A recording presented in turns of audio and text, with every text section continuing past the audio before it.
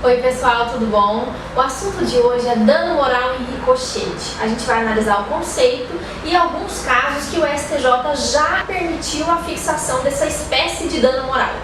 Em primeiro lugar, eu gostaria de relembrar com vocês que quando a gente fala em dano moral, muitas vezes durante o vídeo eu vou falar a família que sofreu uma dor, a tristeza de perda de um ente querido, mas eu não gostaria que você associasse essas palavras com o conceito real de dano moral.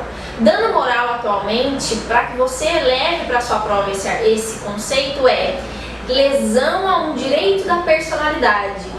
Falar que dano moral hoje em dia é o reconhecimento da dor, do sofrimento de uma pessoa é antiquado, é um conceito que já não se aconselha mais. Então vamos lembrar que dano moral é lesão a um direito da personalidade. E dentre esses direitos da personalidade nós temos saúde, honra, imagem, integridade psicológica e vários outros. Então vamos ao conceito de dano moral em ricochete, também conhecido como dano moral indireto ou dano moral reflexo.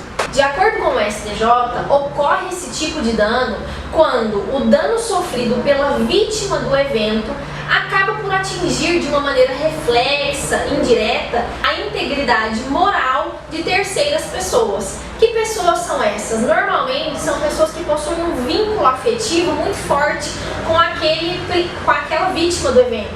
Os seus familiares, os seus pais, no caso os seus irmãos, o STJ já reconheceu, a gente vai analisar esse caso, e alguns casos em que não. Aparentemente, se eu falasse uma sogra, por exemplo, pleitear um dano moral em ricochete, soaria estranho, mas o STJ já aceitou esse tipo de dano, esse tipo de indenização. Então vamos analisar os principais casos que eu trouxe para você.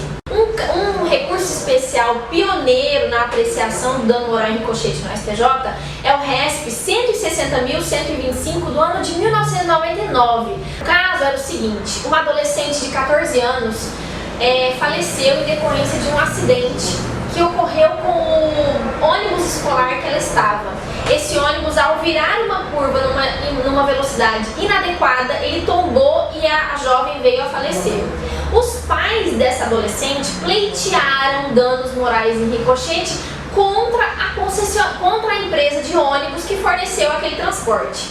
O STJ, nesse RESP que eu citei para vocês, reconheceu a possibilidade, de uma maneira pioneira, lá em 99, de aceitar o dano moral em ricochete, dizendo que o laço familiar entre as pessoas, os pais e aquela adolescente, caracterizavam sim a existência de um dano moral indireto naquela família. Então os pais receberam os danos em ricochete pela morte da sua filha. Outro caso que a gente vai analisar está no informativo 460. Lembra do acidente da Gol? Irmãos de uma das vítimas daquele acidente pleitearam o dano em ricochete no STJ.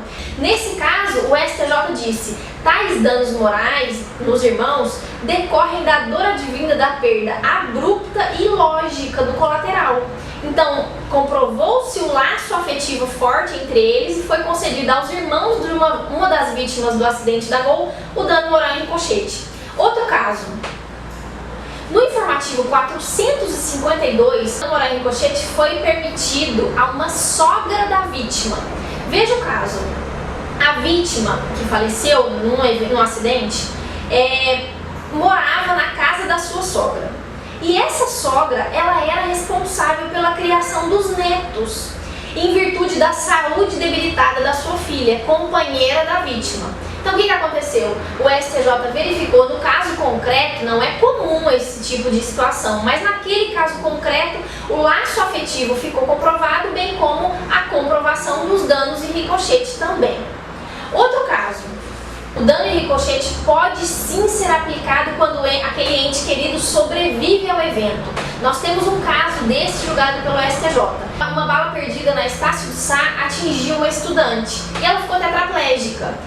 Mesmo nesse caso, ela tendo sobrevivido, os irmãos dela receberam danos em ricochete e os pais dela receberam os danos em ricochete. Bem como ela recebeu danos morais, materiais, pelo evento que aconteceu na vida dela. E agora a última pergunta. Para a configuração do dano ricochete, o dano reflexo ou indireto, exige-se a comprovação da dependência econômica entre aquele que vai receber o dano e aquela vítima que faleceu, que foi vítima daquele evento? Não, o STJ entende que não precisa ficar comprovada a dependência econômica entre as partes. Então é isso, assunto extremamente importante, com vários casos que a gente analisou aqui no STJ e que pode cair nas provas de vocês, tá? Atenção pro tema então. Então até semana que vem, gente, bons estudos para todo mundo, tchau!